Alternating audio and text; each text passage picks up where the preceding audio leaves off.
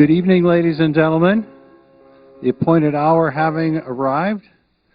My name is Jeff Badnock, and on behalf of the University of Montana Alumni Association and the Alumni Association Community Lecture Series Committee, I'd like to welcome you to the second in our series of lectures on Shoot the Moon.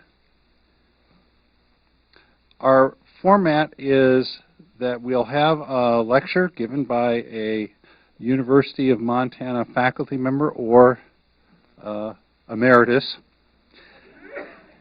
And then following the presentation, we will have an opportunity for questions from the audience. I would ask you right now first to silence your phones, in case you're going to be one of those people. And when the microphones come around for question time, because we are being recorded by MCAT, I will remind you to speak directly into the microphone. Don't hold it down here. Shoot your voice right into it so that we can collect your questions, so the audience that sees the taping of this is able to hear what it is you're asking. This year, we are beginning each lecture with a poem about the moon. And oh, one other thing. When you came in, there's music playing. I don't know how many of you hear it or can identify the songs, but each and every song that's played in the intro while you walk in is related to the moon. Tonight's poem is by a Chinese poet, and although I took a year of Chinese at the university 30 years ago, I'm not going to read it to you in Chinese. I'm going to read it to you in English. It's by a Chinese poet whose name is Li Po. And this is a poem about Li Po, his jug of wine, the moon, and the shadow that comes from the moon. Drinking alone under the moon. A jug of wine amidst the flowers, drinking alone with no friend near. Raising my cup, I beckon the bright moon.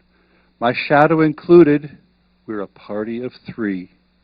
Although the moon's unused to drinking, and the shadow only apes my every move for the moment, I'll just take them as they are, enjoying spring when spring is here. Reeling shadow, swaying moon, attend my dance and song. Still sober, we rejoice together. Drunk, each takes his leave. To seal forever such unfettered friendship, let's rendezvous beyond the Milky Way. And now it is my great pleasure to introduce tonight's lecturer, Dr. Steve Running.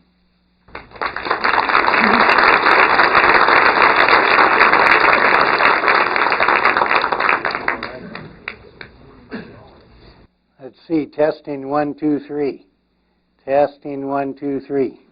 Want it up higher? Testing 1, 2, 3. You'd think I could have a poem or something. Not very original on this part. Is this about right? Okay. We rolling? Okay. So when I saw the theme of this lecture series about going to the moon, and then they wanted me to talk about earth science. And I thought, how's this going to work? And it's actually, I hope I can weave through the story of NASA and earth science in this next hour, and give you I could just give kind of a history of NASA Earth Science, and they had a 60th anniversary last year, and on their websites they have some really cool animations of all sorts of stuff, as you can imagine. But then I thought, I can do that early history, but then I actually lived and participated in most of the earth science history of NASA. And so why don't I tell them my story, because it all happened while I was here also. And so this is going to be partly the NASA Earth Science history and partly what your tax dollars were paying for me to do up in the science complex for 40 years. And so you'll get a little bit of both. And let's get going. I had not known that the first images from space were done in 1946. I'm sure this was a film with a film camera, and what they used to do is they'd take pictures and then parachute the film out of some canister down to the ground, and I'll bet that's the only way they could do that 1946 one. The first digital image was 1959, and of course we can't even tell what it is. and of course you recognize this was with an early digital camera. And think of that, 1959, and we didn't start getting serious about commercial digital cameras till the 90s. So this was the start, and that incidentally is a cloud deck over the Pacific. I found out by reading the caption, not that I could tell. And so here's where NASA Earth satellites started, right about 1960. The Weather Watcher, the Tyros satellite.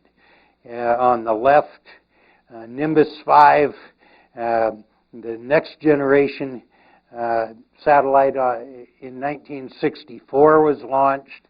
And the important thing I want to point out for kind of my theme of the night is initial NASA Earth science. The only thing they really cared about was weather. They didn't care about any land science at all. And so all through the 60s, all through the 70s, the progression of satellite development for Earth was primarily about the weather. Now we all know, and other speakers will tell, the absolutely glorious history of manned space flight through the 60s and the 70s. And certainly going to the moon, many trips and landings on the moon through the 1970s. I mean, those really were the glory days of NASA. And at NASA headquarters, they still think back that way. Them was the good old days.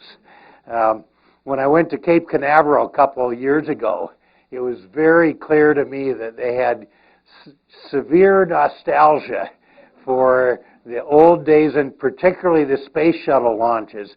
And right now, the only thing Cape Canaveral is particularly being used for is to launch beer up to the space station for the astronauts. I saw one of the canisters that they fill full of beer and then send them up. And so Cape Canaveral can't wait for manned space flight to start again. And it got me thinking that the first couple of decades of NASA was all about manned space flight, and the little bit that wasn't was weather. It was some of the very earliest weather forecasting. Now the one exception to that was the Landsat series of satellites. And probably a fair number of you have seen or maybe even worked with Landsat satellites over the years. Started in 1972. And the important, and there's been a whole development. We're up to Landsat 8 right now. We're building Landsat 9 as we speak. And so this is an ongoing series. The important thing is Landsat was basically like a telescope looking down. And so you saw a small piece of the Earth. You never had a global image. We didn't successfully process, and I say we, the grand Earth science community, certainly not my lab.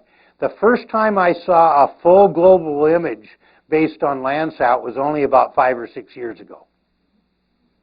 And so Landsat, for all of its history virtually, was high-resolution, regional scale science and land management. It was not global science because the data sets were just too big. The swath was way too small. And so it was never meant to be a global data set.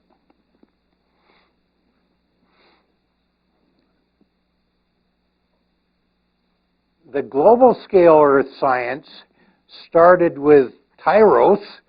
You see it, I better get practice. Yeah, launched. This is right about the time I got here.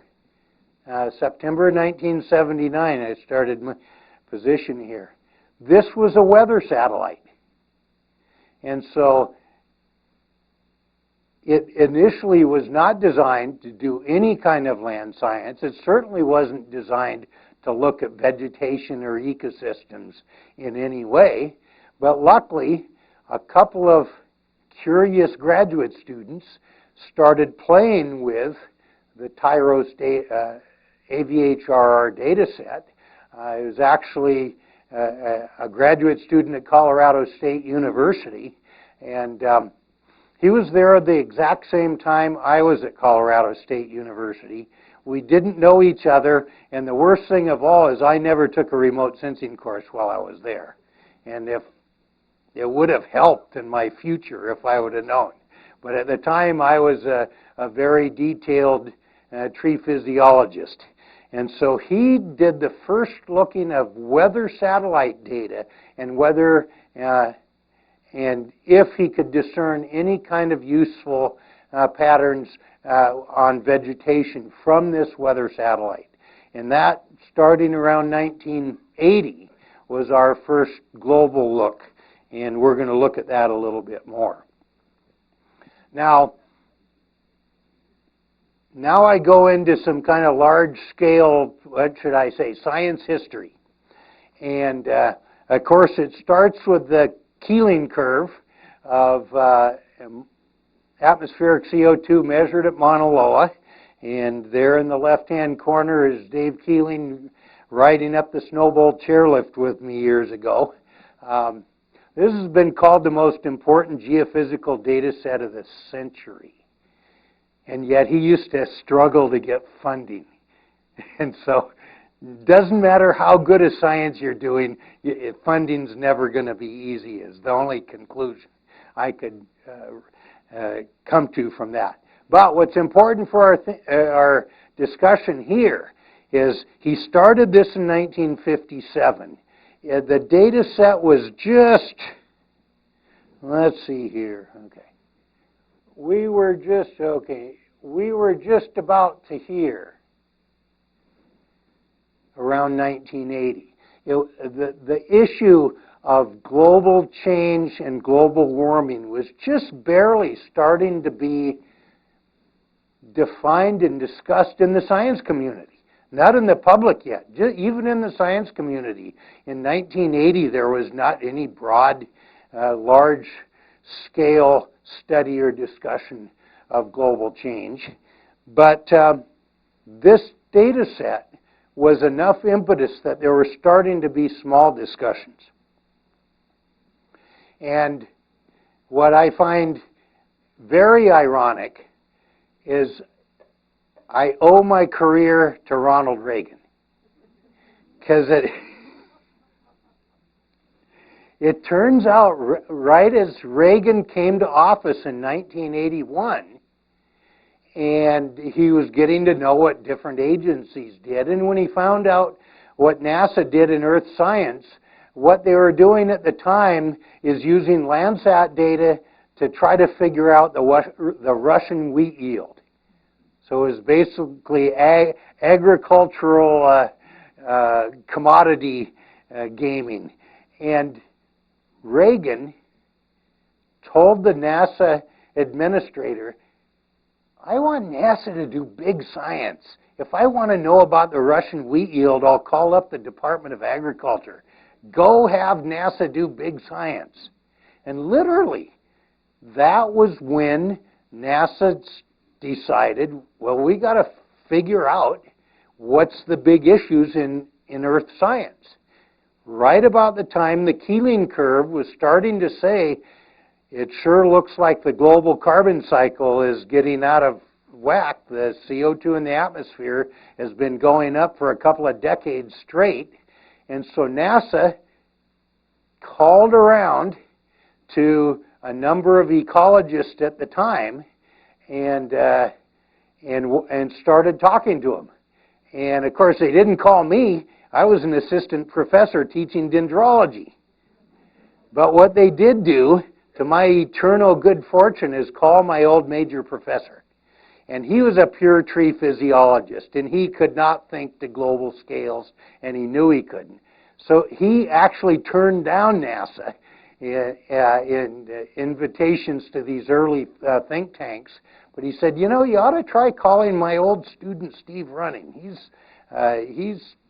ready for some big thinking.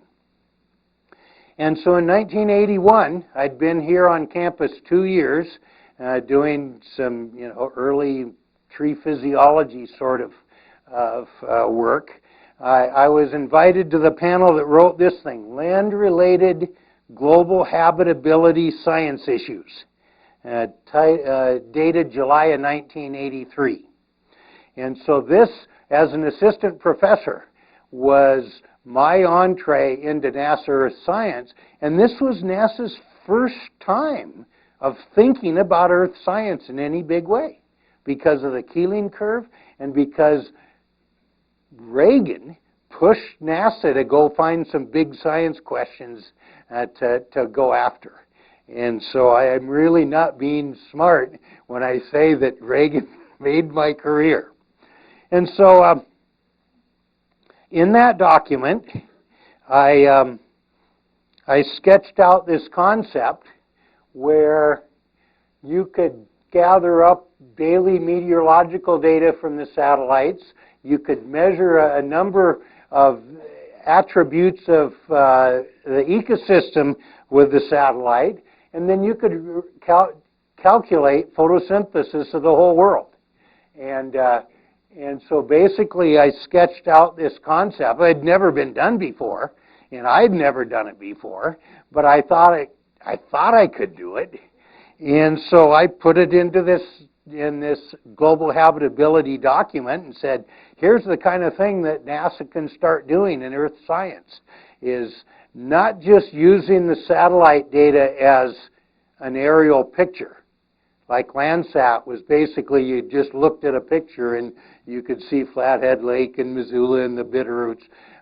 This was then a step towards quantifying attributes of ecosystem processes, and particularly the carbon cycle. NASA had never seen anything like it before. I hadn't either, actually, when I think about it. And so this was really just me lobbing in an idea that I thought might work. Well, that landed me on the team that designed the key sensor for the mission, and this was this moderate resolution imaging spectrometer. And I'm on the science team for MODIS to this day. And so this started in 1984, and it's 2019. So we designed sensors, but this time we had some this time we were specifically trying to design this sensor to look at ecosystems and look at vegetation, which had not been done ever before by these global satellites. So rather than this being a weather satellite, this was going to be designed for ecosystem research at the global scale right from the outset. And I still remember sitting through some absolutely brain-melting lectures on optics theory, of how you get, you bring the reflectance in through the front end optics, and then it bounces around in mirrors and goes through spectral gratings, and I'm just going, I'm a forester, come on. So, but it really was, as I look back on it, an unbelievable experience. This was the real rocket science crowd designing rockets. So just about the time we'd had a couple of years where we wrote a few documents conceptualizing large-scale global ecology issues, global habitability.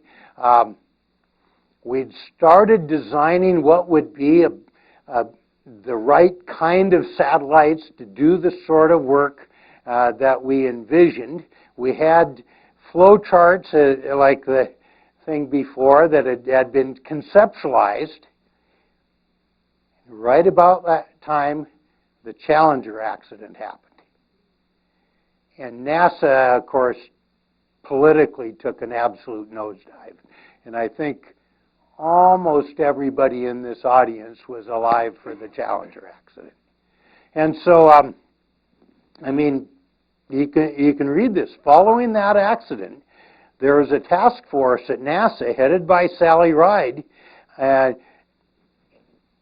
trying to answer the question, what can NASA do to get back on its feet, to gain back the public trust, gain back the political support, and continue on to do big things.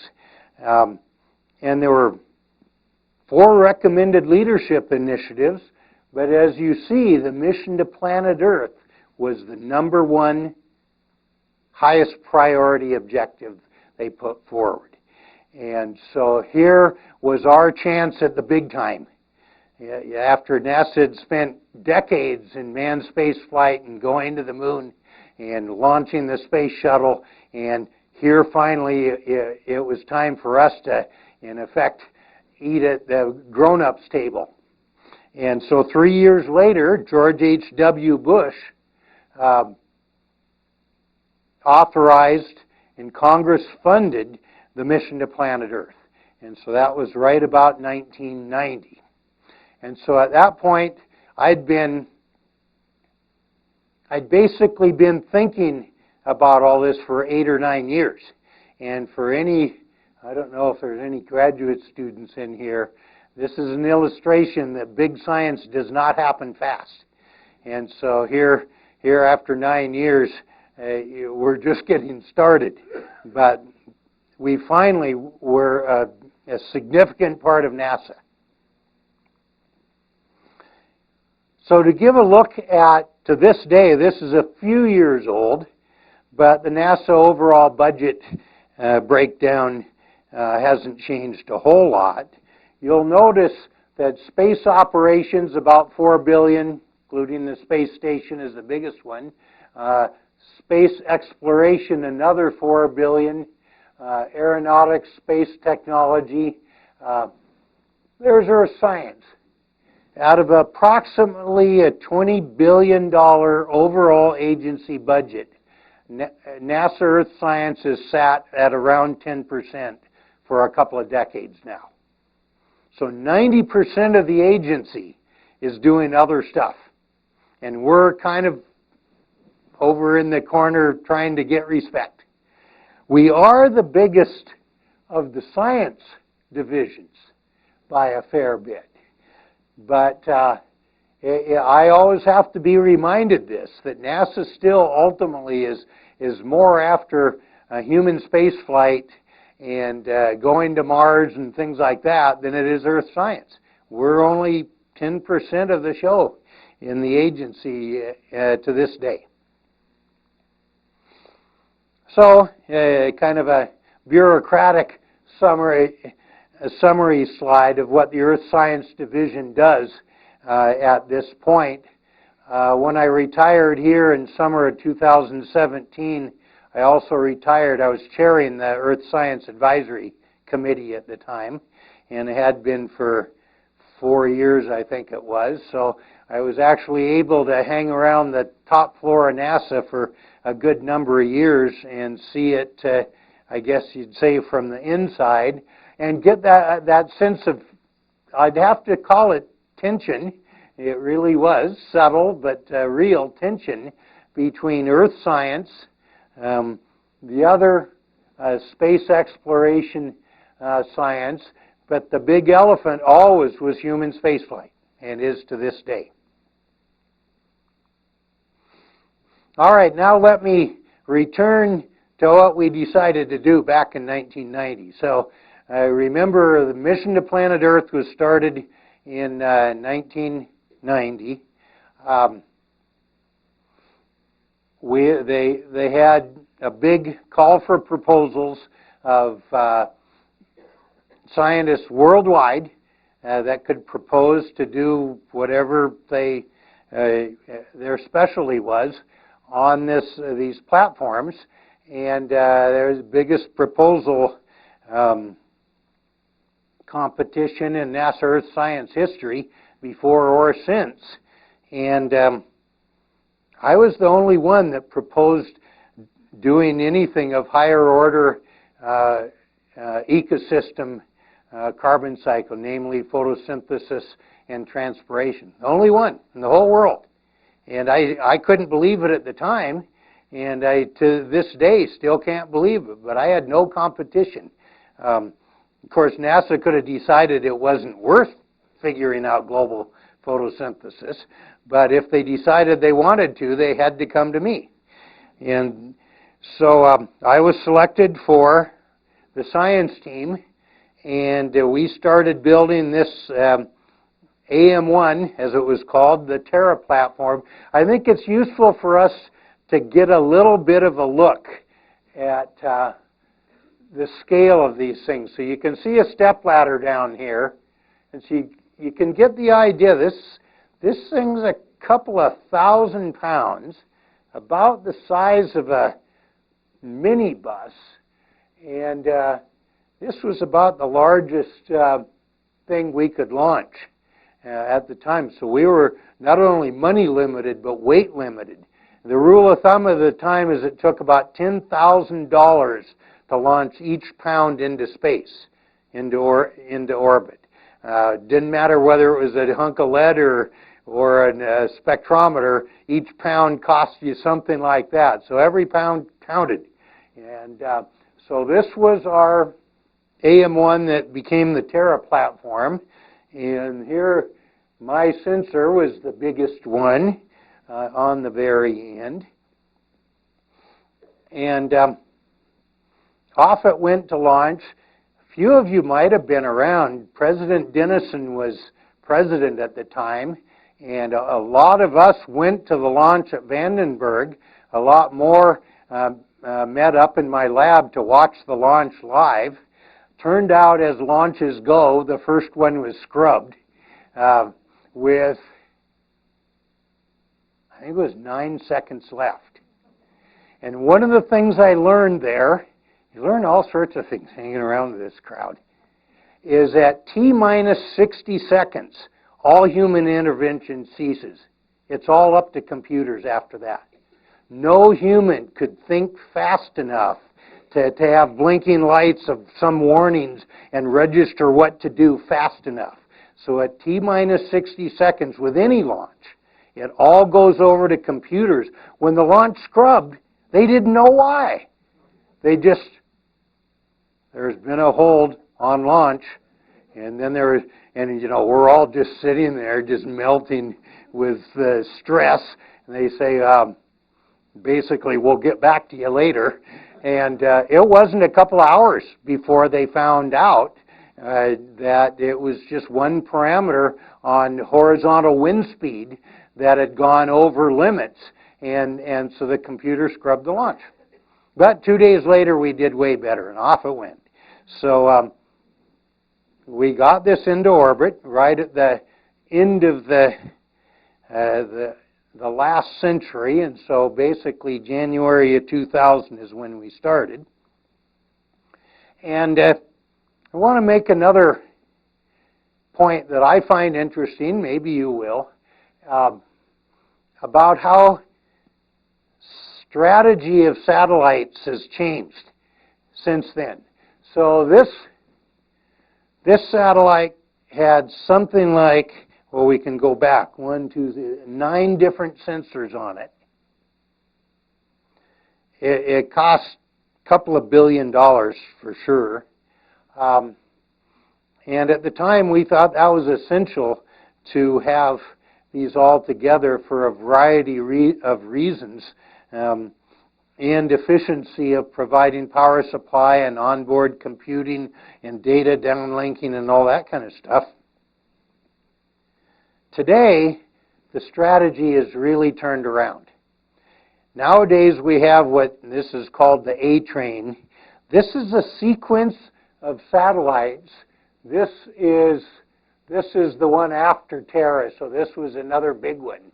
But all of these, I realize you don't know the names of any of this stuff.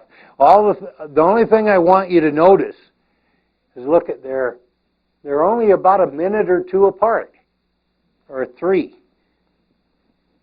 Back in 1990, as we planned the mission, there's no way that we could steer satellites that accurately. And so we had to put them all up on one big platform. And if we would have lost that one on launch, I would have been back to teaching tree physiology. But nowadays, they can steer the satellite so precisely, it's just unbelievable. They can these are all smaller satellites that have really only one primary sensor and one primary raw data stream. And they can launch them anytime they want and then get them up there and line them up in a train. And that way, you're not risking everything on one launch. And you can also bring satellites in, and as one becomes obsolete, you can pull it out. And so this is a lot safer, and and we find that it's a lot more efficient overall. Nowadays, just to go back here, I think 4 of these sensors are now dead, or they're not meeting spec. That doesn't quite mean they're dead. That's not fair. I think a couple of them are dead and a couple of them are out of specification. But nowadays, we launch smaller satellites and we line them up there, and then when they're done, we bring them down and shoot them into the ocean.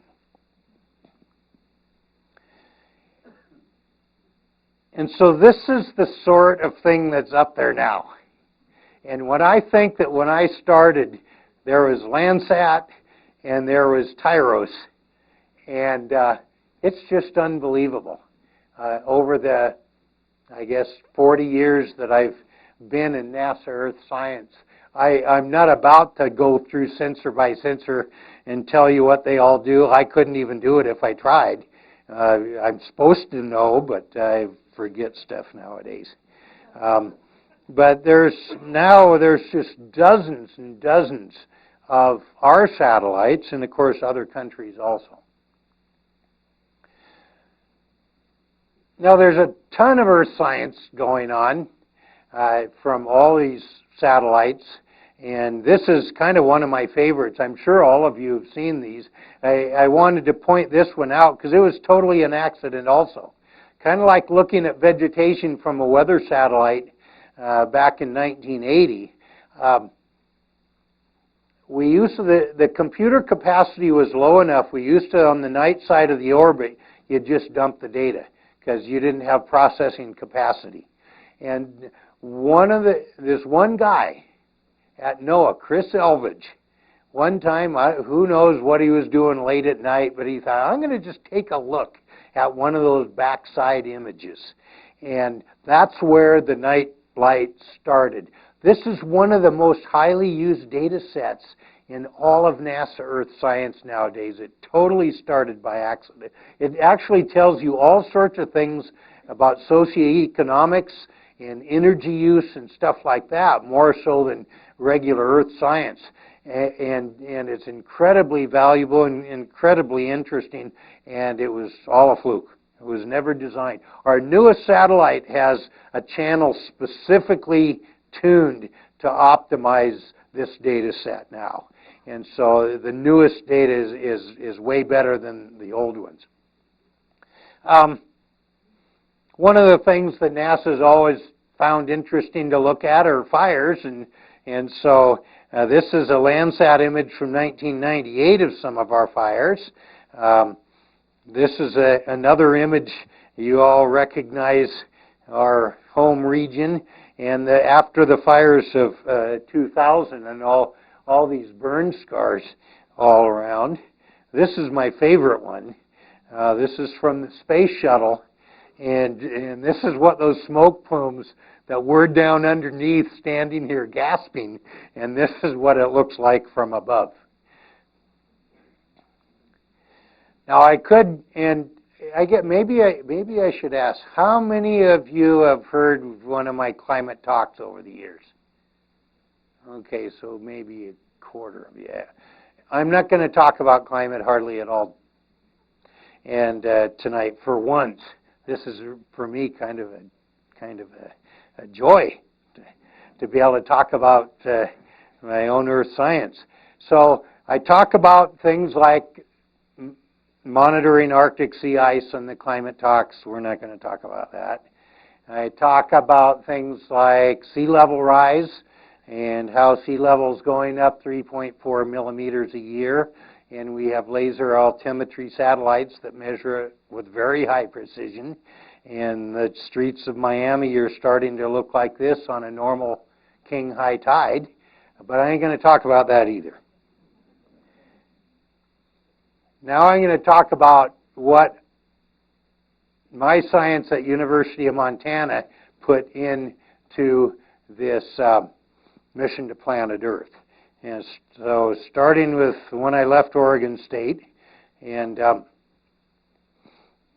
when I think back, I realize that when you're working in things like tree physiology, you don't ever imagine that any journalist will ever want to talk to you.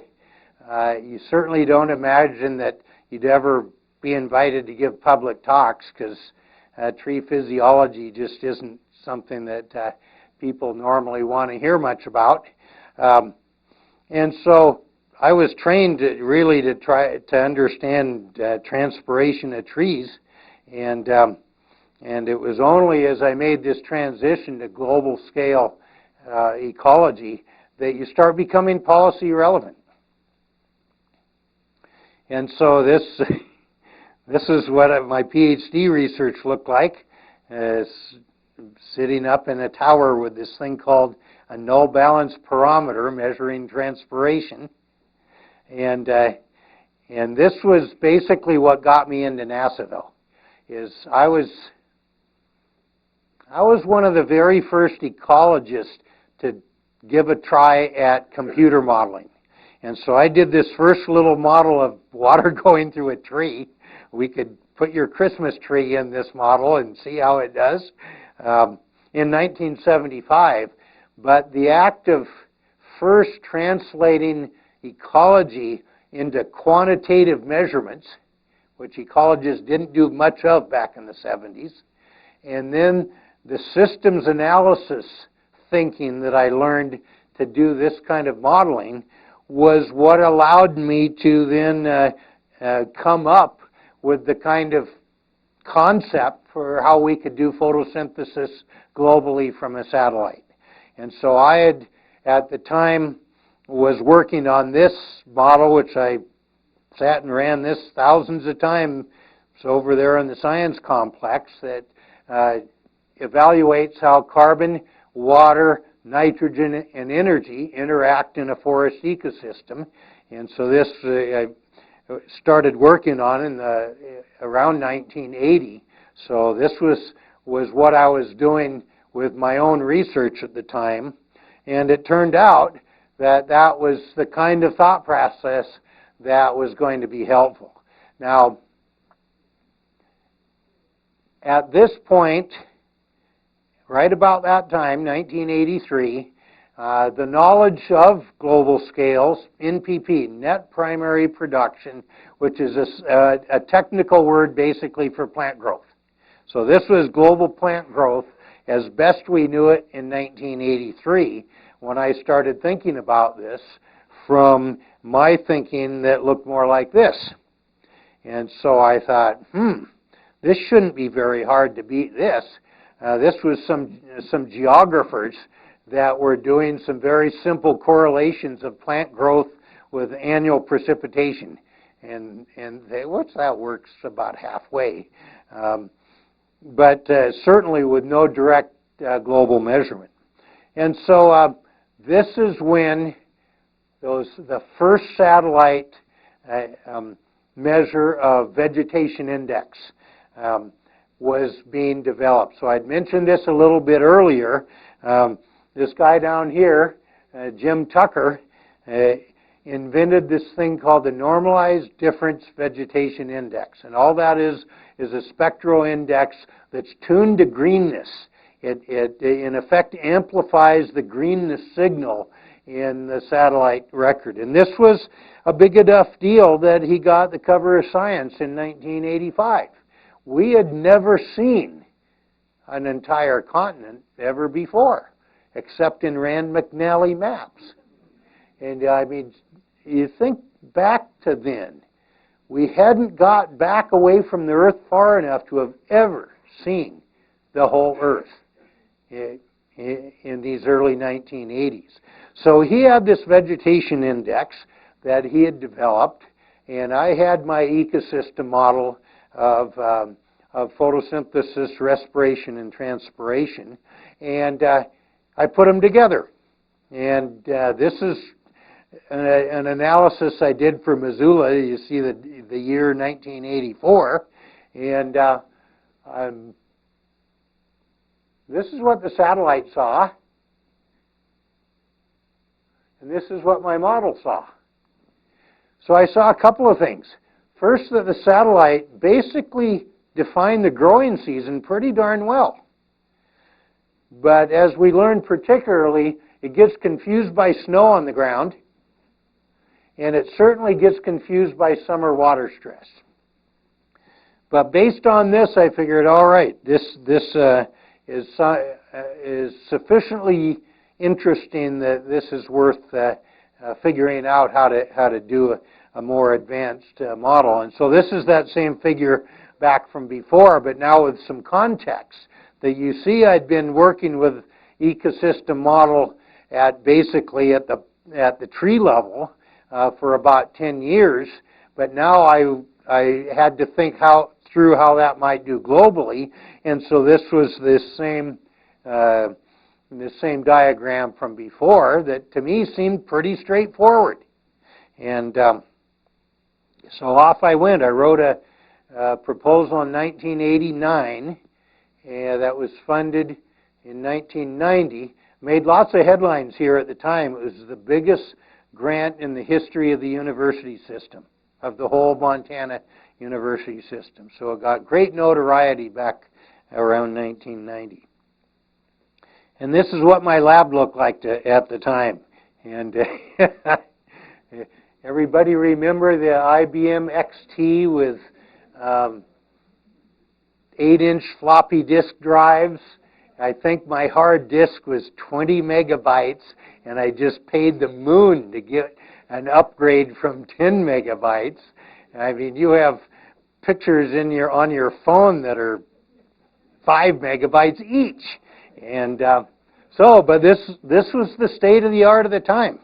And one of the things that's been very clear to me over the last 30 years is we could have never done the global science, even with the global satellites, if we hadn't had the computer revolution along with it. In fact, I remember the very first time I was at Johnson Space Center and they showed me a Landsat image. And so this would have been 1982, I think. The screen, I could watch the screen refresh. It was so slow. The scan lines refreshed one by one. You don't even know that's how a screen refreshes, I'll bet, because it just pops the whole thing up nowadays. But back then, it took about 10 minutes for one screen refresh of one Landsat scene in 1982. And so none of this science that we talk about could have ever made it if we hadn't had the computer revolution along with the satellite revolution. So what I worked through is this scaling logic, as they like to talk about it, where you start here with plot level understanding, then you work with these flux towers, and then you go up and use the same logic from the plot level science, but to the global scale. And so I did. And with my very first PhD student, Ramakrishnan Namani, who last year was anointed a distinguished alumni of this place, if you happen to remember. And so this was part of his PhD dissertation. Now you folks can recognize this landscape. I don't know if you can recognize, but this was the first spatial simulation ever done. And it was published to the first color image in the journal Ecology. So this was absolutely groundbreaking in global science at the time. This is more like what we do now. And this is the way, with our satellite-based analysis, we look at effectively the same landscape, and you can see a whole lot more detail, a whole lot more precision than before. But it still started with those fundamental principles. We even did some doubled CO2 climate change test, and so this was on that. You can always use Flathead Lake for a geographic reference there. So we doubled CO2 in our model, ran the model to equilibrium, and it sure looked like to us that Montana forests would grow faster because their growing season would be longer, except for the low elevation forest will run out of water. A high elevation forest won't, but the low elevation forests will do well until they run out of water. And I'd have to say, almost 30 years later, the fundamentals that we wrote in this paper are still basically true. This is still what we are expecting. The one thing that this model did not do was in any way try to simulate disturbance like wildfire. And so that's the big additional dimension that we couldn't handle at the time that we certainly know now is quite real for us. All right, so I'd done a regional model there, and now we had to get this global somehow. So the first thing we did was had done a global, just pure simulation of photosynthesis, and so this is the whole world, not mapped in geographic space, it's mapped in climate space. So on this dimension is temperature, so I mean basically this is the hot, dry desert down here because it's hot and it's dry, and going up the y-axis is water availability, and so you can go from hot, dry to the Amazon is up here, hot, wet. Missoula is about right in the middle of everything. But this was my attempt to try to understand the ecosystem constraints of the whole world. And so this was a valuable first step. I won't crawl through the details, but what that allowed us to do, and of course at this time I had 6 or 8 PhD students that were hot on all of these details with me, so we had quite a lab here going.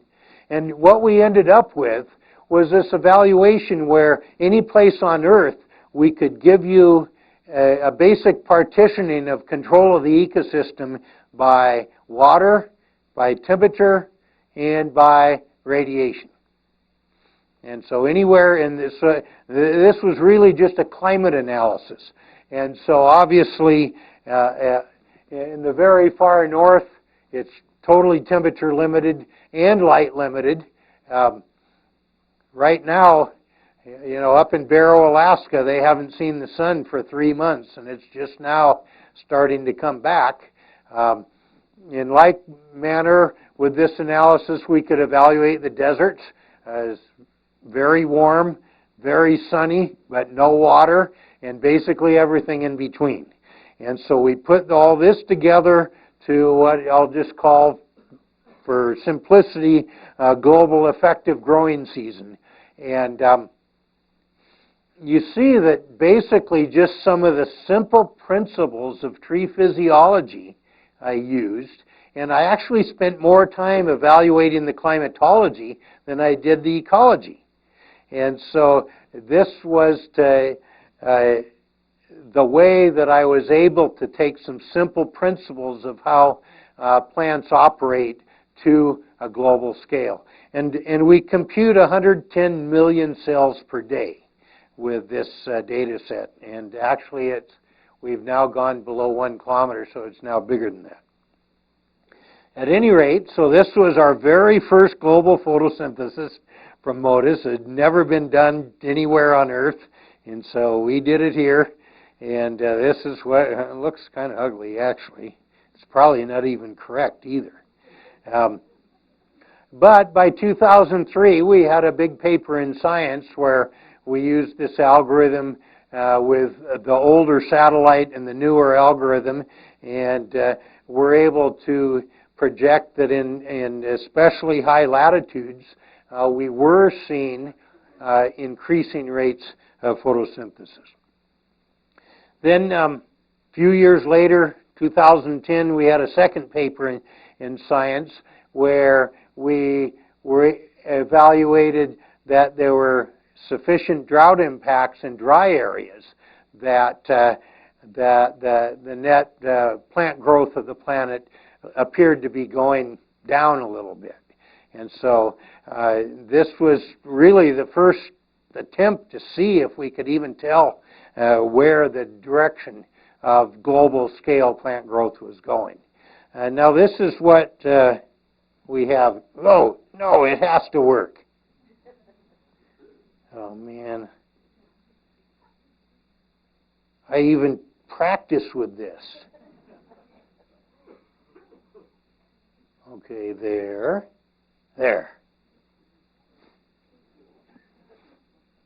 And so this is what our data set looks like now, and shows the big green wave in the spring. Now, you understand that we have a 5-foot diameter digital globe here at U of M. Does everybody know that? It's over in the foyer of this School of Education. It's been broken for a year, and we're on the way to getting it fixed, and this data set is on that digital globe, along with 100 other data sets. The Montana Natural History Center has a digital globe also, about a 2-footer. And these data sets on an actual sphere are really spectacular to see. And so this is the kind of data set that we now generate every 8 days. This is going on to this day. And so it's come a long ways from those very primitive fixed images that we started from in 1983. And that was only about 20 years from a standing start to be able to be doing this 20 years later.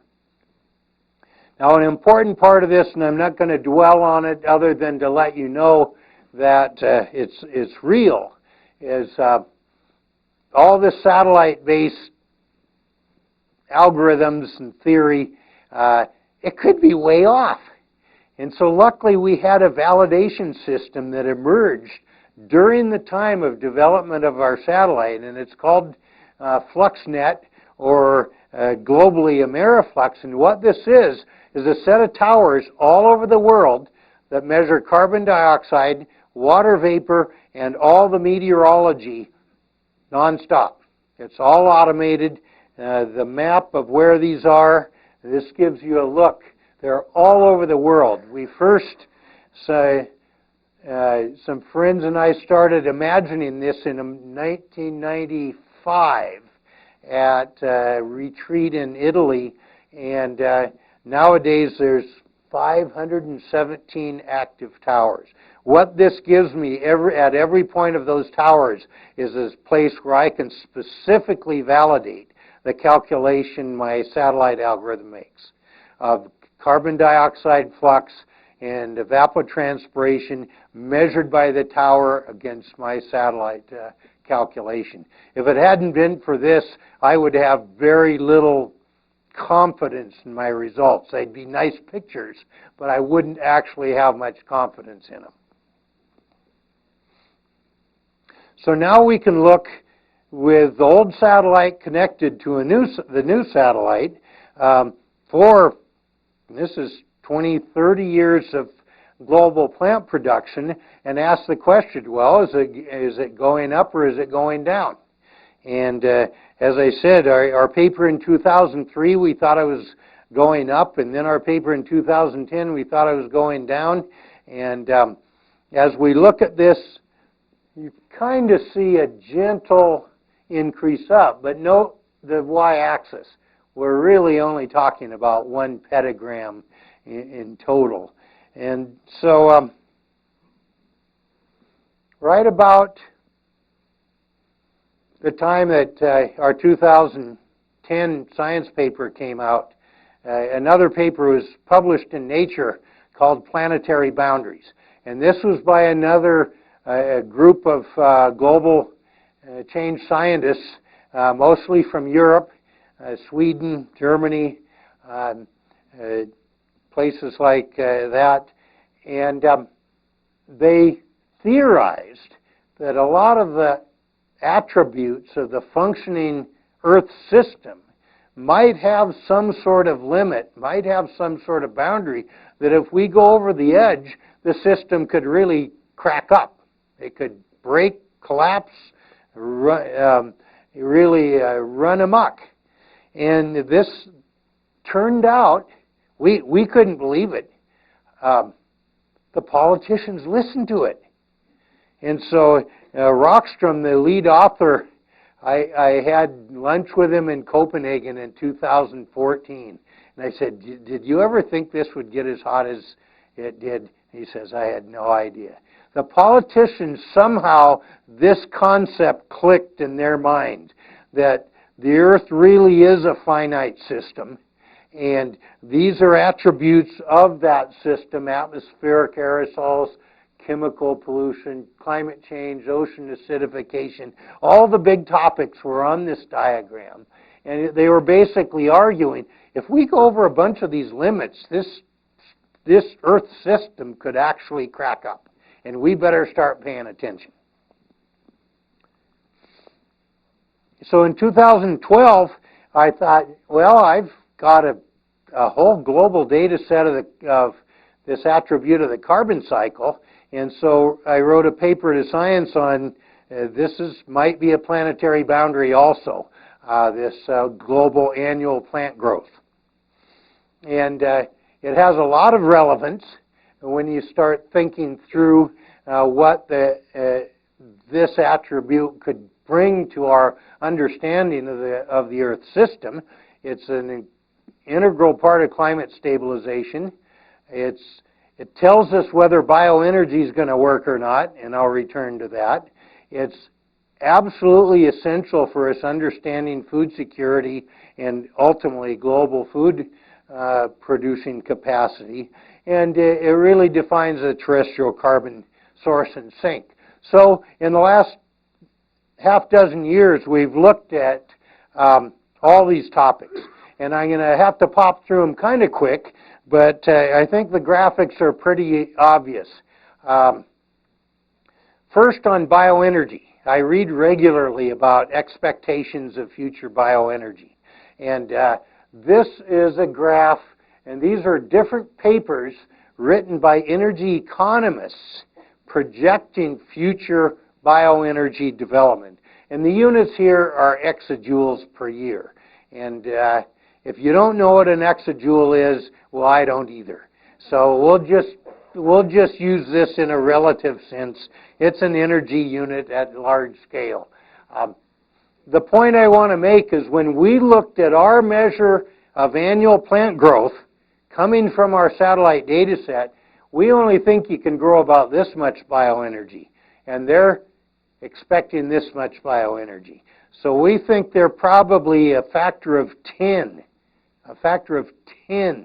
too optimistic in a lot of these estimates of what bioenergy can do for global energy. That's a big difference. Food security, similar sort of thing. This is looking at different regions of the world, and these were computing per capita food production. Let's just look at the top graph is the whole world. It's been going up until the last couple of decades. It rattles around. As they project forward, they expect per capita food production to go down. They don't think we can sustain the food production that we have now. And so this, again, is the kind of thing our data set is an integral part of the analysis. When you get to climate, the terrestrial carbon source sink looks like this.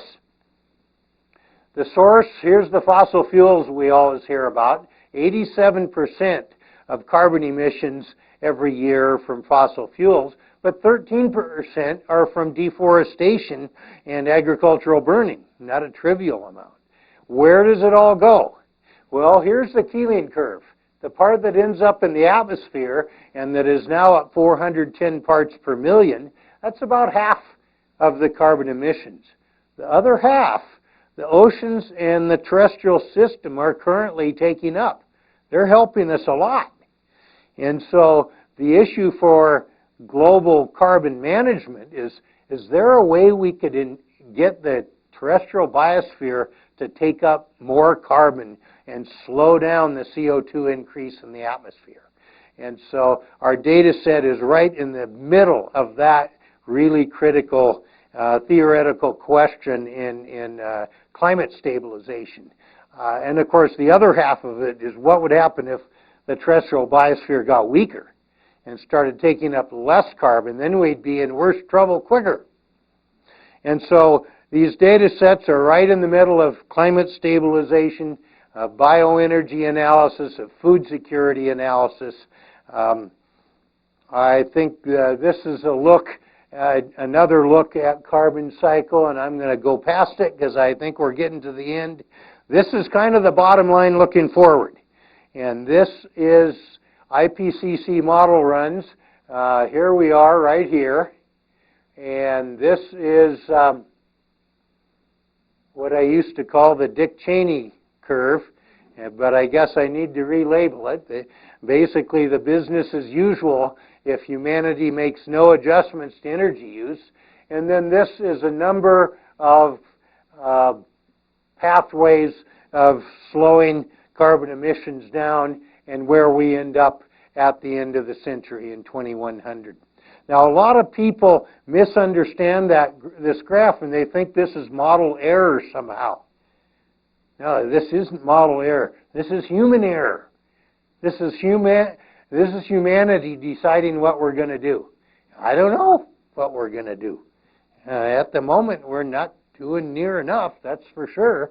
And so the modeling tries to look at possible futures based on assumptions of what humanity will do in terms of slowing and stopping carbon emissions and fossil fuel use.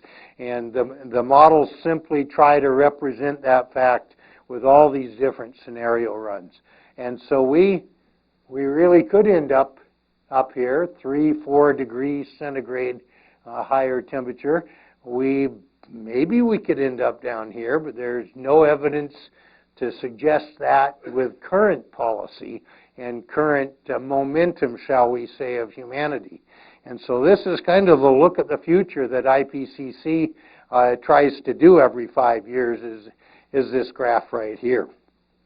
Now, a couple last things on earth science that are new. One of them, we didn't used to be able to put our earth science sensors on the space station because that was part of human spaceflight. That was another part of NASA, and they didn't let us play with their toys. But about 5 years ago, they welcomed our sensors on. So now in earth science, we have, you see a number of sensors on the space station. And this is tremendously valuable because it's basically free.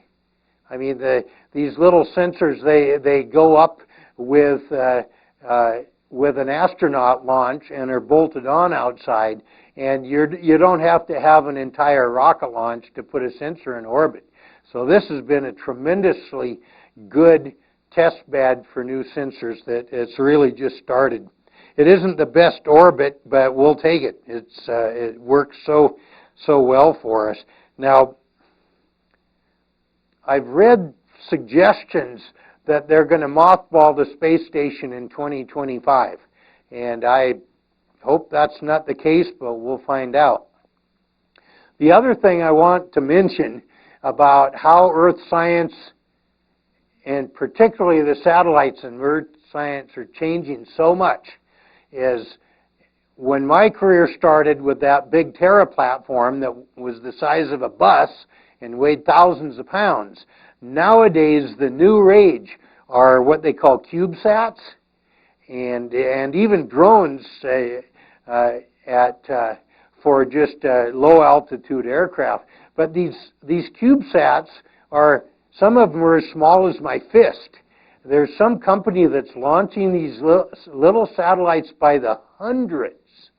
And they have a completely different philosophy. Instead of one big perfect satellite, they can throw hundreds of them in the air. They're so cheap, they launch them by the dozens. And we're going to have a whole constellation of these CubeSats in the future that you'll be able to look any place on Earth instantaneously at very high resolution, because at any given time there'll be one of these CubeSats right over the top of whatever you want to see. And right now you have to wait till the orbit comes around and get a picture. And the future I really see with these CubeSats is going to be wild. And so these are a couple of things that are, I guess, it occurred to me, it's the kind of thing that forces you into retirement, because it's such a complete flip over the kind of global scale science I did my whole career, and yet that's a major part of the future. So, last slide, the Earth from 1 billion kilometers away. And now we have one even farther away with Voyager. But you sure, when you hang around with the planetary people and they show you these pictures and Earth's just one little dot out there in the middle of nothing, in a way it's kind of frightening. Because, man, there's nothing else except this. And you know, after that movie where, who was it, went to Mars and was growing potatoes and things like that, I had people come up and say, well, couldn't we just go to Mars if things get too bad here? Are you serious? For that amount of money, we could fix things here. And so we're going to be here for forever, and we better take that attitude. So that's the history of NASA Earth Science as told by me. Thank you.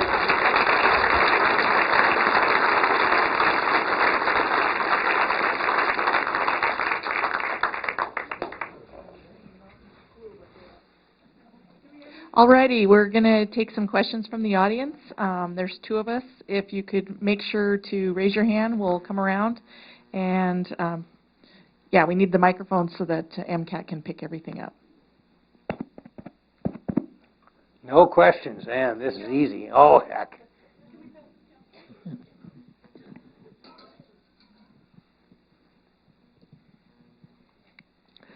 I just saw on that model about planetary boundaries. If I read it correctly, the nitrogen cycle and biodiversity were more crucial than climate change. Can you explain that? I don't really want to defend that particular part of that scheme. The biodiversity people think we're already losing species on a global scale at an accelerated rate. To me, the bigger issue, being a measurement guy, is we don't really have measurements on a global scale that have any precision of things like biodiversity loss. And so the point I was trying to make there is that this idea that there are limits to the Earth, this planetary boundary paper somehow triggered with the politicians. I can't tell you how many thousands of papers we've written that they never paid any attention to. And somehow they paid attention to that. To this day, I read political and policy documents referring to planetary boundary framing. And so if you take it too literally and ask too detailed a question like you're doing, it can get a little shaky. But if you think of it as a framing that helps somebody with a non-science background realize that we really could overrun this planet in multiple ways, and we better start paying attention. That's really the punchline of that planetary boundary argument. I mean, they didn't have any carbon cycle variable at all. That's why I wrote my 2012 paper. So when you start looking at details of that, there's easy to poke holes. Yeah. Thank you. I have three things. One thing is thank you for making this science understandable to me. I really, really appreciate that, and I hope that you and people like you are going all over telling your experience. And no, I'm retired. I know, but this is you're about out my here. last talk, actually. Oh, thank you. Thank you very much. And then I saw in the paper, kind of in the newspaper the other day, that there was a satellite shot showing the increase in forestation in in China and India. Yeah. Raman Namani, your distinguished alumni, was an author of that paper. Okay. And they were using the satellite you just heard about.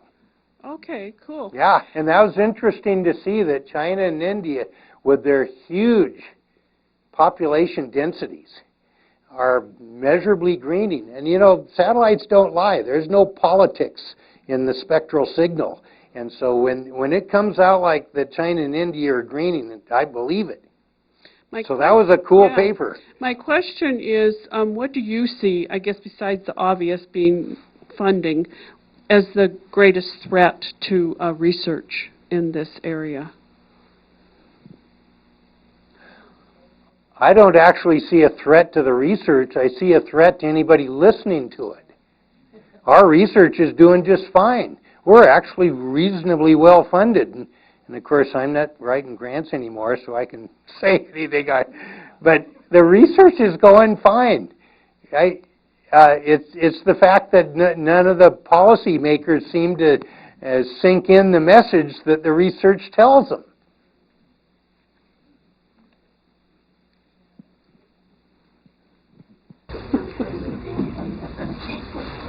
Did you vote for Reagan and Bush? If I'd known Reagan was going to jumpstart my career, I maybe should have. Excuse me. I thought the mic went somewhere. Okay. Yeah, just going off that last comment about the paper, isn't it the case that, yes, it was greening, but some of the greening of those countries was mostly agriculture, and some of it was, I guess, rice paddies in those areas? And it beats having a shopping mall. Right, but it might have alternative effects on the climate when we're talking about rice paddies and methane emissions. Mm-hmm. So when we're I was wondering what your take was on greening versus how that relates to the global climate. Well, this is the kind of oh man, let's hope my throat doesn't give up now. This is the kind of analysis we do on every square kilometer, from the boreal forest all the way to India and the Amazon and everywhere. And when you see a change in that land cover and you perceive a change in the photosynthetic production, it can go either way. It can be getting better, it can be getting worse. So it's hard to generalize with any given spot. Take, for example, the rice paddies. If you're a biodiversity person, you'd maybe say, well, the rice paddies I'm not so excited about. But if you're a food security person, you might be all for them. And so, our first job as global scientists is simply to measure accurately what's happening. The second step is then to determine if that's the best use for that land or trajectory for that region. But and that gets into socioeconomic issues that our measurements aren't about. We're just trying to say, here's what's happening. And everywhere is different.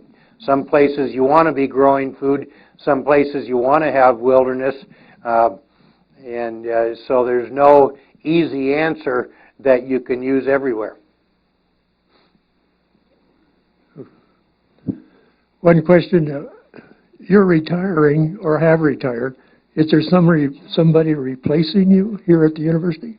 No. How do we get them here? Now, I still have my NASA grant going, and so I'm still funded to continue this work. So in the immediate sense, this work is not ending, but they did not refill my position.